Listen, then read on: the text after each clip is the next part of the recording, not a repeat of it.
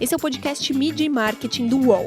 Toda semana a gente entrevista um executivo da área sobre carreira, propaganda e negócios.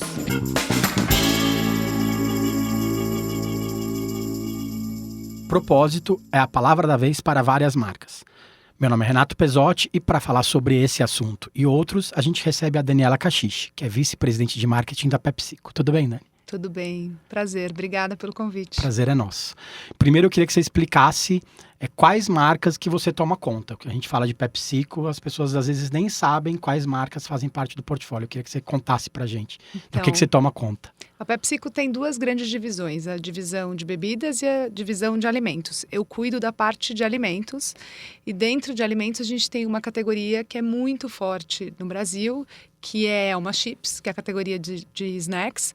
Então, dentro desse portfólio, a gente tem marcas como Cheetos, Doritos, Ruffles, Baconzitos, Cebolitos, Fandangos, Stix, Pingo Douro, ovinho de amendoim. Acho que são marcas que a gente costuma dizer que todo mundo tem uma história com Elma Chips. Todo mundo já aproveitou. Já comeu um pouquinho e já se divertiu bastante. E a sua área de comunicação toma conta de outras N áreas lá dentro, né? Mídia, inovação, experiência de marca. Como que é isso? Trabalhar isso para várias marcas durante o tempo todo? Você tem tempo para dormir? Você trabalha 24/7? Quanto que o WhatsApp te ajudou no dia a dia profissional, por exemplo?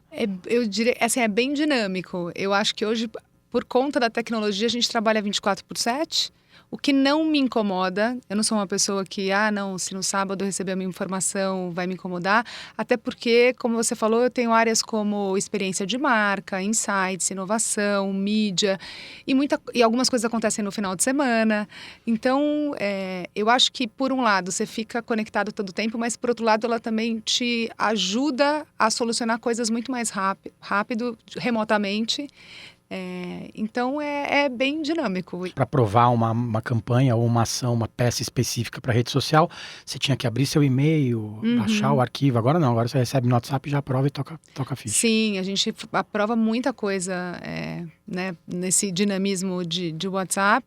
Óbvio que eu acho que reuniões presenciais, esse contato humano, essa questão de liderança e de dinâmica também é super importante, mas muitas vezes a tecnologia ajuda a gente. Então, isso é muito legal. Doritos tem abraçado a causa da diversidade em várias ações.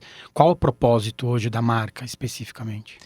Doritos é uma marca que, desde sempre, ela desafiou um pouco o status quo, assim, até do formato de produto e do negócio, do segmento de snacks. Quando a gente pensa em potato chips, batata chips, Doritos é uma tortilha que não é feita de batata, ela é feita de milho, ela tem um sabor mais forte. Então, como produto, já desafia um pouco a lógica.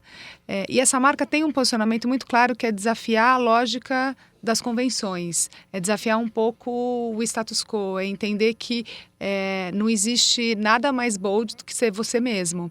E quando a gente fala sobre isso, então, a essência da marca vou falar em inglês, mas Ignite Your Bold Self-Expression. Então, é que você, na verdade, consiga colocar o seu lado mais ousado para fora. E aí, desde que a gente começou a olhar para o que estava acontecendo na sociedade, as tensões que estavam acontecendo na sociedade e a marca ter esse posicionamento, ficou muito claro que não existe nada mais bold do que você ser você mesmo, e muitas vezes ser você mesmo significa ir contra padrões estabelecidos pela sociedade.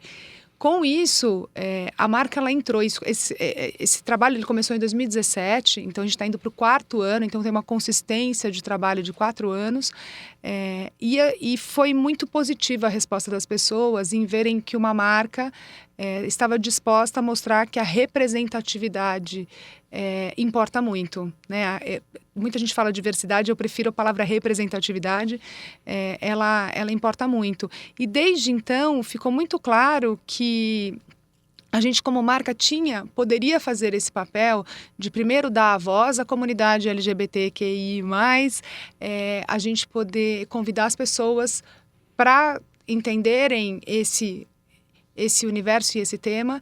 E, por último, em 2019, o ano passado, a gente colocou essa marca como principal patrocinador do Rock in Rio, que é o maior festival de música do mundo. E foi um grande convite para que as pessoas sim, entendessem que essa representatividade importa. Eu acho que foi um convite de respeito, de as pessoas de verdade abraçarem a causa. E eu, Daniela, particularmente acredito que as pessoas estão interessadas nas histórias que as marcas têm para contar, sabe? É muito mais do que se relacionar com uma logomarca. E cada vez mais o que eu vejo é que o retorno da audiência para marcas que sim decidem apoiar uma causa ou um propósito e acreditam que criatividade e propósito podem caminhar juntas, é muito positivo. E por que você prefere representatividade e não diversidade? Porque eu acho que quando a gente fala, por exemplo, muitas vezes a mulher está colocada nessa descrição de diversidade. Quando a minha filha nasceu, eu não olhei para o meu marido e falei, nossa, nasceu uma diversidade na nossa casa. Nasceu a minha filha, nasceu uma mulher.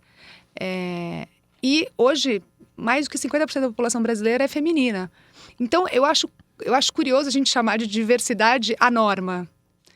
Isso para mim é um pouco complicado, né? Então eu acho que quando a gente chama de diversidade, a gente está dizendo que é diverso, que não é o que é o padrão. Então eu prefiro muito mais a palavra representatividade, porque eu acho que ela consegue mostrar que todas as pessoas, independente de raça, de orientação sexual, do que quer que seja, elas podem estar melhor representadas na nossa sociedade. Porque quando a gente olha para o lado, a gente vê todas as pessoas aí todos os dias, né? E muitas vezes a gente chama de diverso. Então, isso eu prefiro falar representatividade. Você comentou do Rock in Rio, a marca patrocina Rock in Rio, patrocina também o Lollapalooza.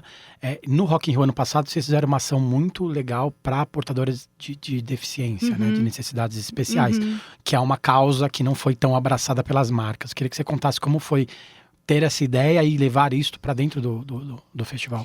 Então, essa história começou em 2017, quando terminou o Rock in Rio. A gente também tinha patrocinado como Doritos. E eu comecei a ver que existiam pessoas com cadeira de roda, existiam pessoas com deficiências ou que necessitavam de um cuidado especial, que estavam ali. E não é porque elas têm essa condição específica que elas não vão amar o rock and roll, que elas não vão amar música ou que elas não vão querer se expressar com música. E aí, numa conversa com o Rodolfo Medina, que hoje representa o festival, eu perguntei para ele, eu gostaria de patrocinar essa área. E ele falou para mim, nunca nenhuma marca tinha me pedido isso. Eu falei, porque eu acho que se a gente está falando sobre uma representatividade, a gente tem que falar com todas essas pessoas. E aí foi um trabalho muito bacana, porque o próprio festival contratou uma pessoa, que é o Thiago Amaral, para ser um consultor. Ele é cadeirante, então ele pôde, na verdade, mostrar, porque vai ter o bias inconsciente, ele vai estar em todos os lugares. Então, na hora que você tem um cadeirante, e ele nos apoiou também, então a gente foi conversar com ele, e ele foi quase que o nosso consultor de como que a marca poderia oferecer serviços como para pessoas que são surdas. A gente tinha um tablado que tremia para a pessoa sentir o mesmo som do palco. Para pessoas que eram cegas, a gente tinha uma descrição audiovisual do que estava acontecendo no palco. Então, ele nos ajudou a mostrar como a gente poderia oferecer uma experiência para as pessoas dentro do festival.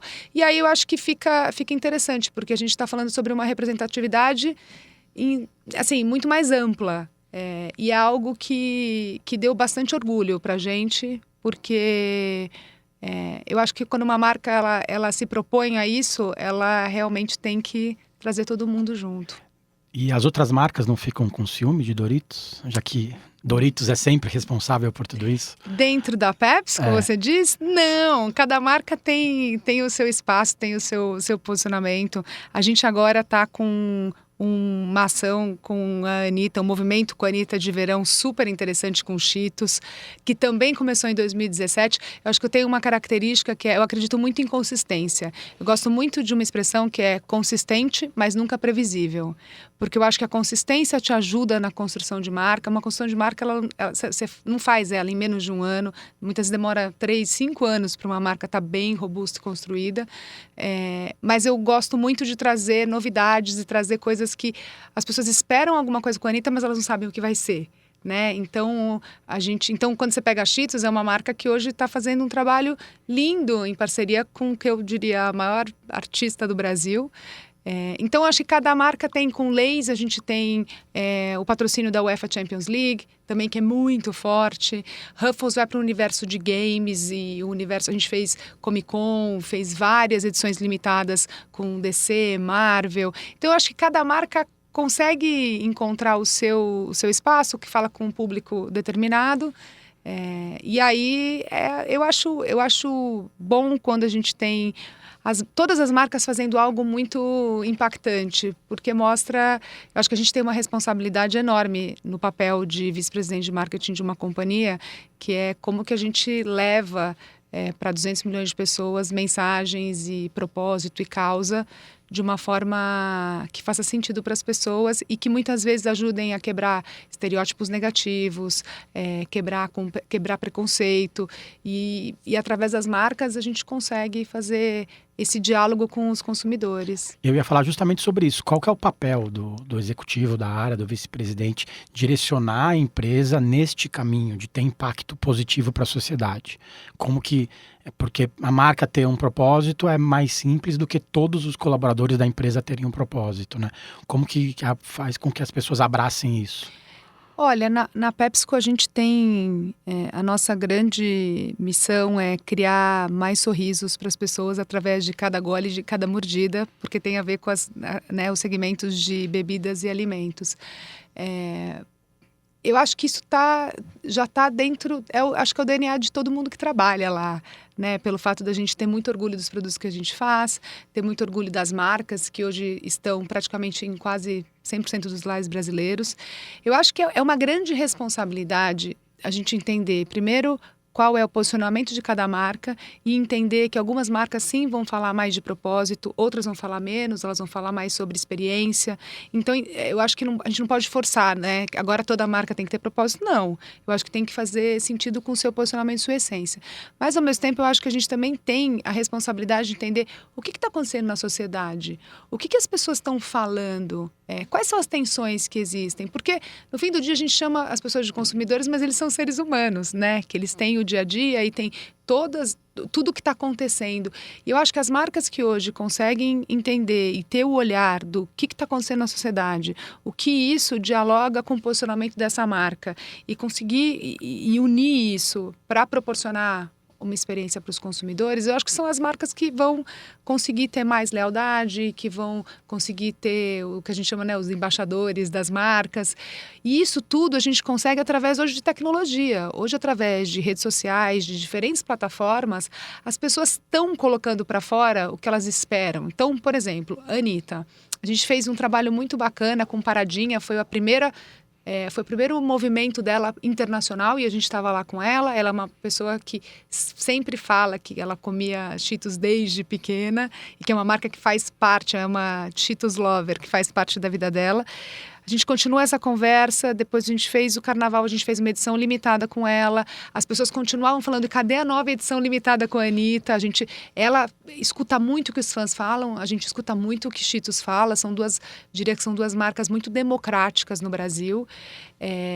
Ela chegou no ano passado no clipe da Festa Combate e de repente a gente traz de novo uma edição limitada porque a gente estava escutando que as pessoas estavam esperando isso também e lança uma promoção onde o maior prêmio é uma experiência de uma festa na casa dela. Eu acho isso muito, eu diria, muito contemporâneo, assim, essa questão de co-criar junto e entender que as pessoas falam que adorariam estar numa festa na casa dela, que é algo diferente quando a gente pensa numa promoção e que depois terminou com os blocos da Anitta no Carnaval de São Paulo, Rio e Salvador. Então, foi uma grande festa que começou no final de 2019, terminou com o Carnaval. E eu acho que isso é mostrar que a gente está escutando o que as pessoas querem e o que é relevante para as pessoas. E como é ter esse trabalho com a Anitta, na verdade? Faz tempo que vocês trabalham com ela, agora vocês levaram ela para trabalhar no supermercado. Sim. Como é levar uma pessoa super famosa para o mundo real, né? As pessoas até às vezes duvidam que ela está mesmo lá, né? Olha, a Anitta é muito mais real que muita gente acredita, eu acho, né? Eu acho que tem a ver muito com a relação que ela tem com a marca, sabe? Ela, no final do ano, ela fez um show em Madureira, onde ela fez um show gratuito para as pessoas que não puderam pagar o mesmo show que ela fez no Rock in Rio. Ela vem de lá, de Honório Gurgel, é do lado ali de Madureira. E aí, quando a gente viu o impacto que foi esse show e já nas conversas que a gente já tinha com ela, surgiu essa ideia. Por isso que eu falei que é uma cocriação, porque não é eu acho que até a forma como hoje as marcas dialogam com os artistas é muito diferente. No passado era muito: eu te contrato para ser o garoto propaganda. Agora, na verdade, vamos cocriar ações que façam sentido para os seus fãs e para os nossos consumidores. E aí surgiu essa ideia dela trabalhar um dia como promotora de vendas. Depois que a gente fez a ação, muita gente falava: como é que vocês conseguiram convencer? Não teve convencimento. Teve que, a hora que a gente falou que era a Madureira e que ela ia vestir a camisa que quase 3 mil pessoas em todo o Brasil vestem da PepsiCo para repor as gôndolas do Brasil inteiro, inclusive colocando o produto dela nas gôndolas, ela falou: eu quero ir, é óbvio que eu vou. Então, não foi difícil, mas por quê? Porque eu acho que tinha, de novo, tem um propósito maior, que ela veio de lá, ela muitas vezes entrava naquela loja com dinheiro contadinho para comprar um salgadinho. Não sei se todo mundo sabe, mas o tio dela foi repositor de gôndola da PepsiCo lá no Rio de Janeiro, no passado. Então, quando você tem esse propósito junto, que ele é maior do que uma ação de marketing, aí o impacto é muito grande. E realmente ela ficou um tempão com a gente na loja, ela conversou com muitos promotores, com pessoas que estavam na loja, e não é inacessível, é super acessível, porque é real, assim. Então, eu acho que com isso, a leitura das pessoas sobre essa relação, né, de Anitta, Chester Cheetah, que é o nosso grande ícone, e Cheetos, é muito verdadeira. E isso gera muito engajamento. É o contrário, tem que botar limite nela, né? Não, a gente gosta de criar coisas malucas juntas. Mídia e marketing volta já. Os podcasts do UOL estão disponíveis em todas as plataformas. Você pode ver a lista desses programas em uol.com.br/podcasts. Recebe salário, faz transferência, pagamento, recarga de celular e até empréstimo, tudo sem taxa. PagBank, a sua conta grátis do PagSeguro. Baixe já o app e abra sua conta em 3 minutos. A propaganda mudou muito, né? Você falou muito de experiência até agora, basicamente. Não falando nada de filme na TV, nem anúncio em revista. Como que é participar desse processo todo de transformação, não só digital, mas de experiência? O consumidor, antigamente, ele era impactado pela publicidade, era impactado, né? Parava, quebrava o que ele estava fazendo. Agora não, agora você tem que colocar uma publicidade na frente dele, sem que às vezes ele perceba, muitas vezes, que ele está sendo tão impactado assim. Uhum. Como é participar dessa transformação toda? Olha, é uma grande transformação. Eu digo que a publicidade, a propaganda, né, a comunicação, ela passou por um momento de monólogo, ela virou um diálogo, depois ela virou uma cocriação. E agora eu acho que a gente tem uma retroalimentação entre marcas, consumidores, artistas.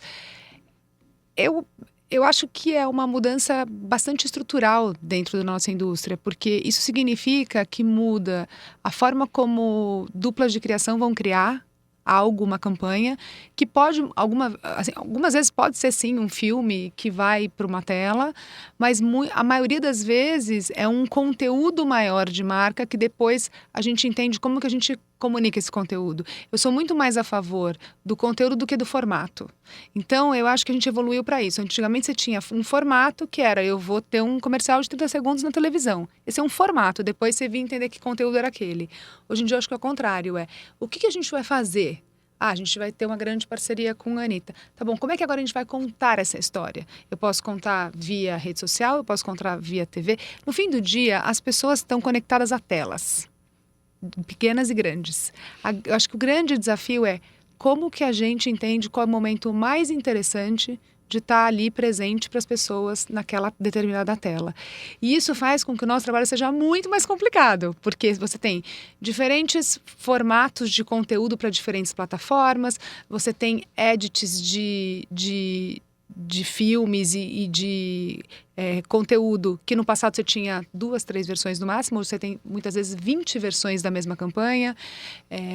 Você tem que ter uma estratégia de mídia que ela é muito menos tradicional.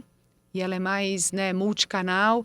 E eu costumo dizer que hoje em dia o nosso celular é o nosso prime time, é o nosso 24/7. Então também como você é relevante numa tela tão pequena e que bombardeia as pessoas com conteúdo. Qualquer coisa que você recebe no seu celular hoje é conteúdo, independente se é uma mensagem. E você está disputando com isso. Então, o conteúdo tem que ser muito relevante e muito engajador para aquela audiência específica. O consumidor não tem mais paz, né? Eu ia falar a gente, mas eu vou falar do consumidor. O consumidor não, é o tempo todo... Mas ao mesmo tempo, ele não tem mais paz, mas ao mesmo tempo ele consegue ser mais seletivo, né? Ele hoje consegue escolher o que ele quer, o que ele não quer ver. Ele consegue colocar claro em que momento ele quer consumir aquele conteúdo ou não, ou se ele tem determinado conteúdo que ele não quer mais assistir.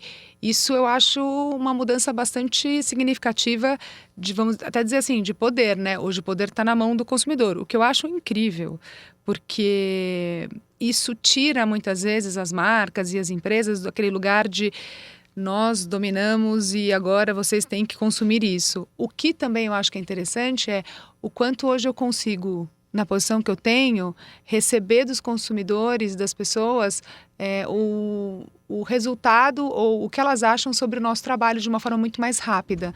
No passado, você colocava um filme no ar, esperava 3 meses sem entender qual que é o impacto nas pessoas. Hoje em dia, você coloca um filme no ar, ou uma campanha no ar, ou um conteúdo no ar, ou uma experiência ao vivo, em 1 minuto você sabe o que as pessoas estão achando sobre aquilo. Que eu acho que é muito rico, ajuda a gente a ajustar, ajuda a gente a refinar, ajuda os nossos times a entenderem que conteúdo gera mais engajamento, qual que gera menos.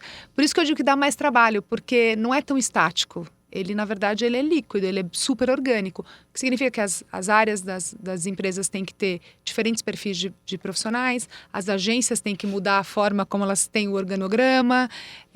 Eu considero hoje uma marca uma publisher. Eu não considero só uma marca que fala... Se você pega, por exemplo... A gente falou de Doritos Rainbow no começo, né? Mas uma marca como o Doritos, ela fala mais de temas que são interessantes para as pessoas do que ela mesma. E eu acho isso a forma mais correta. Vai ter momentos onde eu vou falar de mim mesmo como marca, que eu estou lançando um novo sabor, o que ele acontece, se ele é mais picante, se ele é menos picante. Mas vão ter momentos onde eu vou falar sobre música, vou falar sobre maior representatividade, eu vou falar sobre inclusão, e eu acho isso mais relevante para as pessoas. Você falou muito de inovação e cocriação. Para gente que não vive o dia a dia dentro da empresa, como é o processo para se criar um sabor novo de um Doritos, de repente?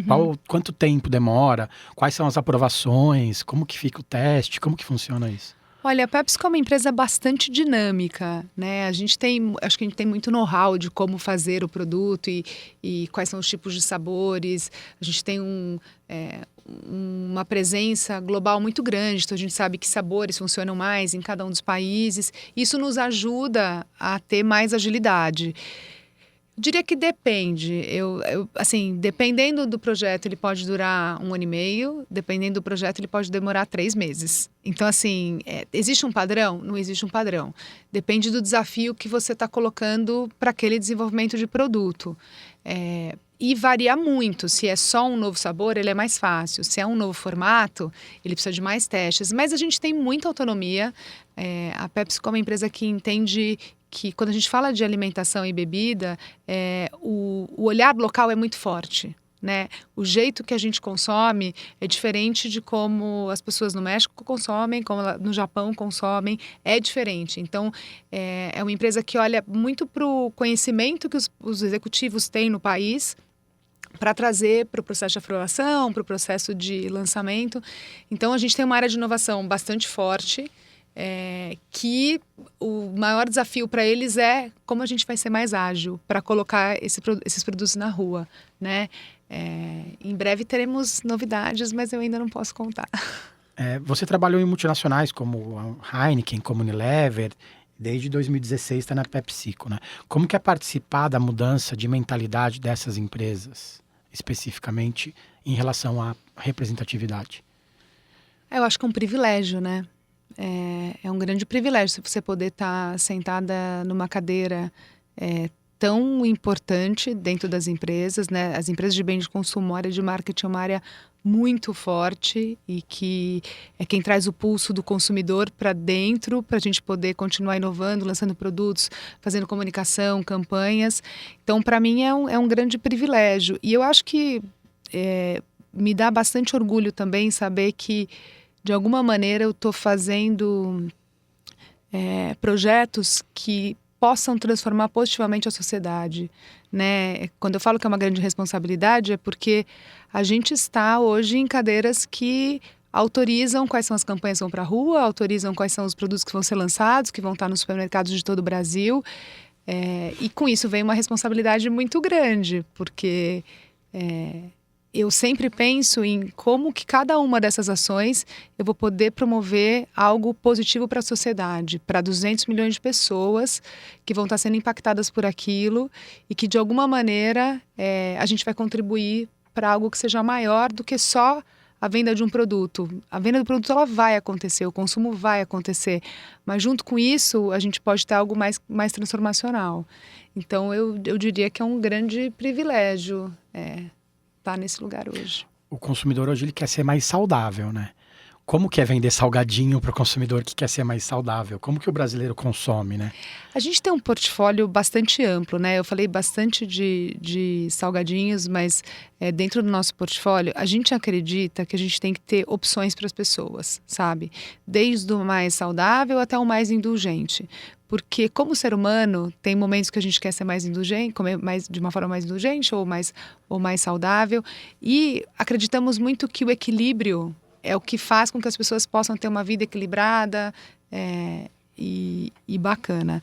Então, eu tenho desde uma água de coco, quero coco, até uma Pepsi. E dentro de Pepsi eu também tenho Pepsi Zero. Quando a gente fala, eu tenho desde uma aveia Quaker até um Doritos, que é um salgadinho. Então, a gente tem um portfólio de marcas. Eu tenho, dentro de salgadinhos, tem uma marca que chama Equilibre, que é uma marca que tem 50% menos sódio, que ela tem uma série de ingredientes que são super bacanas para alimentação, como grãos, como chia, como tapioca. Então, a gente está constantemente fazendo também estudos através do nosso centro de pesquisa e desenvolvimento. A PepsiCo tem 5 centros de pesquisa e desenvolvimento no mundo e um deles está aqui no Brasil, está em Sorocaba. A gente tem cientistas ali junto com nutricionistas e eles estão o tempo inteiro olhando quais são os ingredientes que possam ser colocados dentro dos nossos produtos, para aquele momento onde eu quero ter um snack mais saudável, no momento onde eu quero ter um snack que seja mais indulgente. Então, a forma como a gente vê a gente precisa ter opção, a gente precisa dar opção para as pessoas. Se queremos ser uma empresa que cria mais sorrisos, né, a cada gole, cada mordida, a gente tem que dar isso. E para isso, sim, existe um estudo enorme e lançamento de novos produtos, lançamento de produtos assados, ao invés de fritos, lançamento de produtos que não contêm glúten ou que são veganos. Então, tem muita coisa que já está no mercado, mas muita coisa também que está sendo desenvolvido justamente para atender essas diferentes necessidades. A Vanessa Brandão, diretora de marketing de Heineken, você passou lá bastante tempo, bateu muito numa tecla que vale mais vender 9 para 9 pessoas do que 9 para uma pessoa. Também vale para vocês, né? Isso já, quando eu estava lá, a gente já falava isso também. Não, mas eu acho que a gente fala muito sobre a questão do equilíbrio e de um consumo moderado e responsável. E é sobre isso, é sobre a gente conseguir ter uma alimentação que ela seja equilibrada, mais do que uma alimentação que seja extremamente restritiva. Eu acho que essa é a grande questão. Você falou muito de equilíbrio, né? Você trabalha 24/7, você toma conta de N marcas, tem 2 filhos, vive em bloco da Anitta, vive em show Rock in Rio, Lollapalooza. Como que é equilibrar essa vida com as crianças, com o marido, em casa, tendo que resolver todos os problemas do dia a dia? É um grande... a gente carrega muitos pratinhos, né? É um grande equilíbrio também conseguir. Eu acho que tem momentos onde você se dedica muito ao trabalho, momentos onde você faz conscientemente essa escolha, tem momentos onde você fala, não, agora todo o tempo que eu tiver livre eu vou estar com os meus filhos, porque eles estão numa idade que se eu não aproveitar isso agora, depois eu sei que vai passar e eles vão para a adolescência, eles vão falar, mãe, por favor, me deixa uma esquina antes da escola. Eu já não posso mais entrar e nem dar beijo no carro, porque senão eu sou um mico. Mas eu acho que são escolhas. Tiveram momentos na minha carreira onde eu literalmente coloquei muito esforço, né, na entrega. Não que eu não faça isso agora, eu faço sim. Mas eu também consigo olhar e falar, bom, mas agora eu vou ter que fazer esse equilíbrio entre estar mais com a minha família do que ir em todos os ensaios da Anitta. Eu posso ir em 1 ou 2, mas todos eu não vou conseguir ir. Eu acho que esse é o grande desafio das mulheres que estão hoje no mercado de trabalho, né? Porque ser mãe é algo que muda muito a vida de uma mulher. E, ao mesmo tempo, é no momento onde as mulheres estão no melhor momento de carreiras delas, normalmente. Então, ali entre 30 e 35, hoje em dia até entre 35 e 40, é no momento onde você já chegou numa posição de gerência, alta gerência ou diretoria, e é o momento onde você para ter filhos. Eu cresci numa geração que, para uma mulher chegar no lugar onde eu cheguei, ela precisava se masculinizar, ela não podia casar. Quando eu digo casar é ter uma pessoa, não necessariamente casar formalmente, mas ter uma pessoa, um relacionamento sério, porque tudo era o trabalho. Ela é inimaginável ter filhos, porque ter filhos naquele momento era a mulher não está levando o trabalho a sério. E eu via esse modelo e eu falava, eu não acredito nesse modelo. Tem que ter um jeito de eu conseguir me realizar profissionalmente e me realizar pessoalmente. Eu tenho que conseguir fazer isso. E aí eu acho que vem aquela palavra em inglês que a gente usa muito de trade-offs, né? Quais são as coisas que você vai falar, isso é não negociável e isso eu vou abrir mão. Então, a minha vida inteira eu fiz esse exercício muito forte e eu procuro sempre não carregar uma culpa que talvez seja até maior do que a realidade do fato, né? Eu me lembro que uma vez, quando a minha filha tinha 7 anos, foi a primeira vez que eu ia passar o aniversário longe dela, eu estava numa viagem internacional, e aí eu sentei com ela e falei, filha, assim, a mamãe não vai estar na segunda, que é o dia do seu aniversário, mas a mamãe vai estar no sábado, que é o dia da festa. Qual dia você prefere que eu esteja com você? Da festa, né, mãe? Óbvio. Aí eu falei, então tá bom. Aí de lá de onde eu tava, eu mandei pra ela flores em casa com um bilhetinho, que foi... E depois ela falou, foi a primeira vez que eu recebi flores na minha vida com um bilhetinho. E aquilo que eu tentei transformar numa lembrança boa pra ela, e não na lembrança de eu chorando do outro lado da linha, porque eu não tava com ela nesse dia. Então eu tento, o máximo que eu posso, não é viver com um olhar muito romântico, mas é não problematizar. Então, assim, não votar, eu vou falar que eu não vou votar, vai estar tudo certo, a gente vai conversar e depois eu votar no sábado, a gente faz uma... Mesmo porque esse dia ia chegar, né? E tudo bem, né? Mas eu tenho algumas amigas que sofreriam horrores de não estar e se sentiriam a pior mãe do mundo. Eu não acho que ela acha que eu sou a pior mãe do mundo por causa disso, né? E eu procuro que os meus filhos consigam participar um pouco. Então, se tem... a gente fez a casa do Chester Cheetah, né? No verão passado. Eles foram comigo lá, eles viram a casa do Chester, eles acham o máximo. Eles falam, eu posso falar que você que faz o Doritos, mãe, na minha escola? Eu falei, não sou bem eu que faço, mas pode falar que a mamãe Eu ia te falar isso, se não dá para negociar um suborninho de leve com os coleguinhas.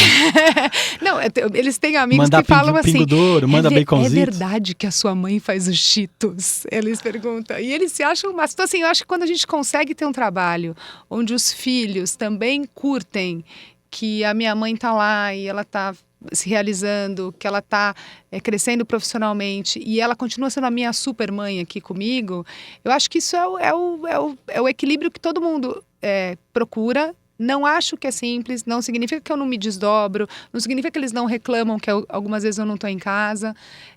Mas, como eu te falei, eu tento não problematizar tanto, porque senão fica muito pesado, tem que ser mais leve, né? E no fim do dia, quando eu converso com a minha filha, eu converso bastante com ela.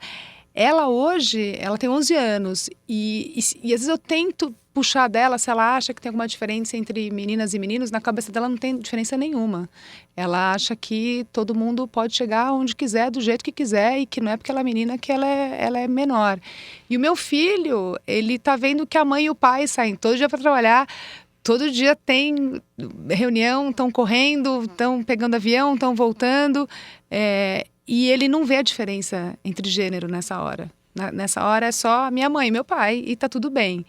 E eu acho que isso é um grande legado que a gente deixa para os nossos filhos também, né? Deles perceberem que uma mãe que se realiza profissionalmente vai ser uma mãe melhor. A mãe e o pai ali não tem muita diferença, os dois estão sendo profissionais e se realizando. Então, acho que isso também é um grande desafio, né? Que legado que a gente deixa para os filhos.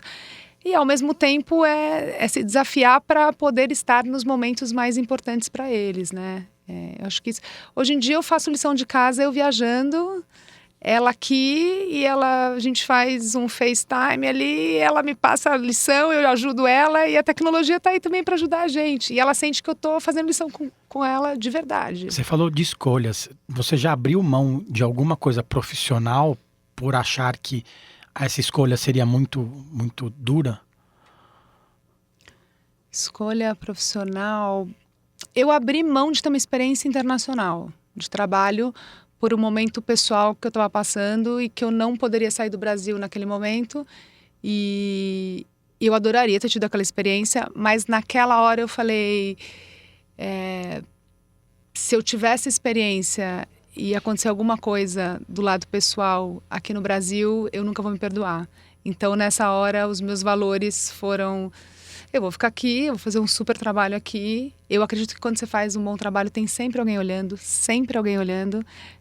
E não ir nessa experiência internacional que vai me prevenir de eu poder chegar onde eu quero chegar. E eu cheguei, mesmo não tendo essa experiência. Eu acho que também ter essa clareza que, tá bom, eu não vou conseguir ter isso, mas que outras coisas eu vou colocar aqui no meu pratinho para eu poder chegar lá. E eu acho que dá certo, né? Saber onde a gente quer chegar é super importante. Super importante. Nem tudo são flores, né? Não é, mas eu acho que te traz uma clareza quando você vai dar o próximo passo profissional. A nossa carreira profissional é uma grande jornada, né? E essa jornada ela pode ser mais assertiva ou menos assertiva. Quando você sabe onde você quer chegar, todos os passos profissionais que você faz, pelo menos na minha experiência, eu falava, isso vai me levar mais próximo ou mais longe da onde eu quero estar. Se era mais longe, eu tinha muita clareza que aquele passo eu não deveria tomar. Se era mais perto, eu ficava muito feliz então eu estou indo no caminho certo. Isso me ajudou muito, como mulher, como profissional. Eu já escutei muitas vezes pessoas falando para mim que eu não tinha competência, que eu jamais conseguiria chegar lá, que eu não conseguiria nunca ser vice-presidente de marketing de uma companhia, que se eu parasse para ter filho, eu nunca ia crescer. Eu escutei muita coisa. E se eu deixasse aquilo me contaminar, talvez eu realmente não estivesse onde eu estou. Então, eu coloquei uma coisa na minha cabeça muito clara, que ninguém vai me colocar num lugar onde eu acho que não é onde eu tenho que estar. Assim, eu vou me cercar de pessoas que vão me ajudar a chegar onde eu preciso estar. E onde eu quero chegar. E não são flores. A gente tem que quebrar muita barreira. A gente tem que engolir muito sapo. Mas, ao mesmo tempo, eu já fico muito feliz de ser uma mulher nessa posição, porque eu acho que as mulheres, em geral, precisam de referências. Durante muito tempo, quando eu olhei para as vice-presidências, eu só via homem. E hoje, eu estando lá, eu sei que outras mulheres, outras jovens que estão ali, estão olhando e estão falando, tem uma mulher que conseguiu chegar lá, então se ela conseguiu, eu também vou conseguir. E eu acho que esse é o grande legado que a gente deixa no mercado de trabalho. Para terminar, eu queria que você comentasse uma campanha que você assinou, que você aprovou e que você tem muito orgulho de ter participado. Eu acho que tem 2 campanhas que eu tenho bastante orgulho de ter feito, porque as 2 têm algo, elas são de empresas diferentes e de marcas diferentes, mas elas têm algo que eu gosto muito, que é o fato de poder causar um impacto na sociedade através de um questionamento sobre um tema que é latente, mas que poucas marcas falam. A primeira é uma campanha de Heineken que se chama The Cliché, que era para a final da UEFA Champions League e que a marca utilizou a plataforma de futebol para falar que mulheres também gostam de futebol. Então, para falar sobre essa questão, né, do machismo, de achar que mulheres não gostam. E nesta revelação, quem foi para a final da UEFA foram as mulheres e não os homens. Eu tenho bastante orgulho. Foi a minha última campanha na Heineken e eu tenho bastante orgulho de ter feito. Depois disso, eu tive, acho que, um presente de estar numa empresa que me permite fazer Doritos Rainbow. Eu acho que é fundamental para a nossa sociedade que a gente possa respeitar e entender que as pessoas podem ser quem elas querem ser. E nesse processo, eu conheci pessoas da comunidade LGBTQI+, a gente conversou com muita gente, a gente foi entender o que era. Por isso eu digo que eu tenho muito orgulho e foi um presente, porque assim, eu me desenvolvi como pessoa, como ser humano. E é um grande presente você estar numa marca, numa empresa que você possa fazer algo que não só vai impactar quem está fora, mas está te impactando como pessoa e impactando também funcionários da PepsiCo no Brasil, que algumas pessoas foram até a área de recursos humanos dizer: eu vim me assumir porque eu tenho muito orgulho de estar num lugar que está fazendo esse movimento para dentro e para fora. Então, a campanha de Doritos Rainbow começou em 2017 e que a gente segue, mas a primeira campanha, que foi quando a gente lançou, ela teve impacto em mim muito forte. Então, essas são as duas campanhas que eu tenho muito orgulho.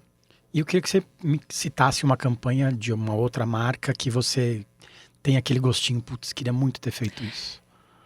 Eu queria ter feito Like a Girl, de Always, da Procter & Gamble. Explica pra gente. Que mostra as meninas no set de filmagem e fala, corra como uma garota. E as meninas, assim, na verdade ela coloca meninos e falando, corre como uma garota, luta como uma garota. E eles fazem aquela coisa meio, né? E aí, quando colocou meninas de verdade no set, falou, agora corre como uma garota, ou luta como uma garota, elas mostraram toda a força que elas tinham.